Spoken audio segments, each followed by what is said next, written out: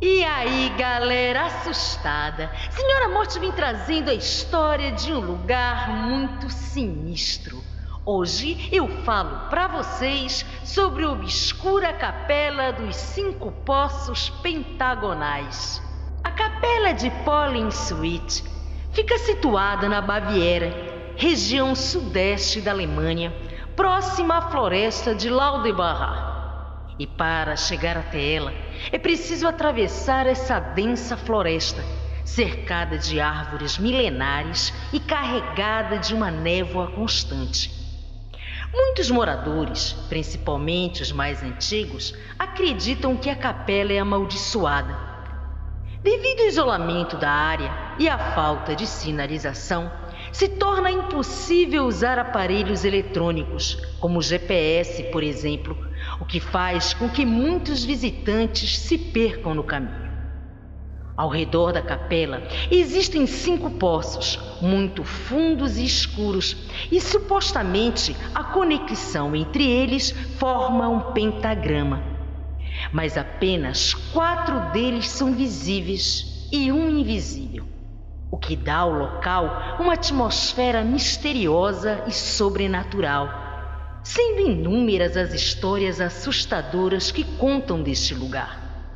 Bastante temido pelos mais velhos, faz sucesso entre os jovens que usam a área para fazerem testes de coragem com os amigos e apostas macabras para ver quem consegue voltar da tenebrosa floresta e entrar na capela, pois, segundo contam, muitos corajosos que se aventuraram voltaram mudados, passando a sofrer alucinações e transes passageiros.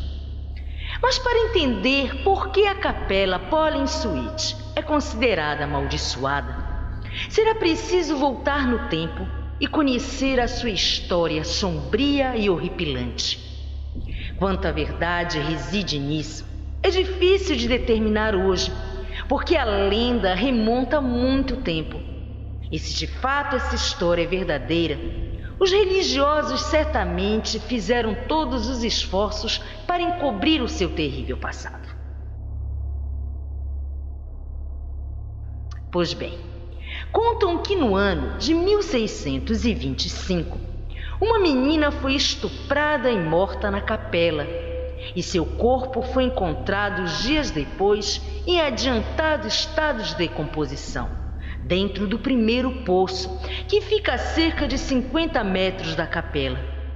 O cadáver só foi descoberto graças ao cachorro da garota, que ficou sentado choramingando ao lado do poço por dias e noites. Todos os moradores estavam perplexos e ninguém conseguia descobrir por que isso havia acontecido. E talvez o assassino nunca tivesse sido desmascarado se o cachorro de estimação da jovem não fosse tão esperto. Quase todos os moradores da aldeia estavam presentes no dia do seu sepultamento e foram testemunhas quando o cão Rottweiler da garota, assim que viu o padre que fazia os ritos fúnebres, começou a latir freneticamente, investindo contra ele e mordendo seu pescoço antes de desaparecer silenciosamente na floresta. O padre, sangrando muito e percebendo que a lesão lhe custaria a vida, implorou ao Senhor que perdoasse seu crime e, antes de morrer, confessou diante de todos que fora ele que abusou e assassinou a menina. A comunidade, revoltada, resolveu fechar a capela, pois para eles esse incidente havia profanado o lugar santo. Assim, a pequena igreja rapidamente caiu no esquecimento.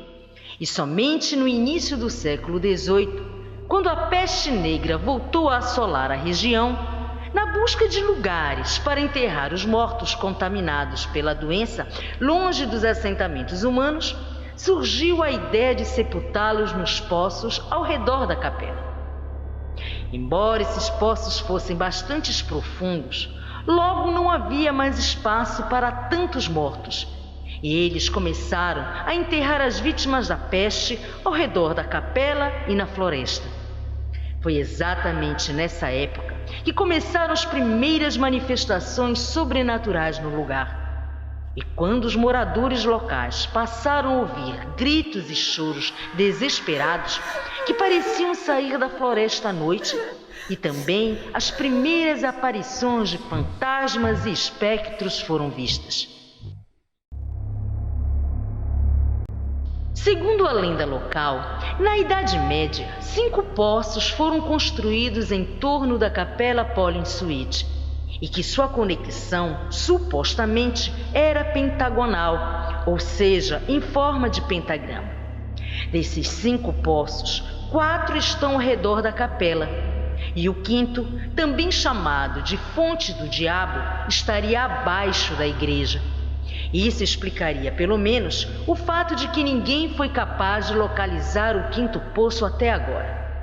Alguns historiadores alemães afirmam que a capela foi construída sobre a 5ª fonte e que tinha como objetivo aprisionar os espíritos malignos que povoavam a floresta desde tempos remotos, antes mesmo da capela ter sido construída.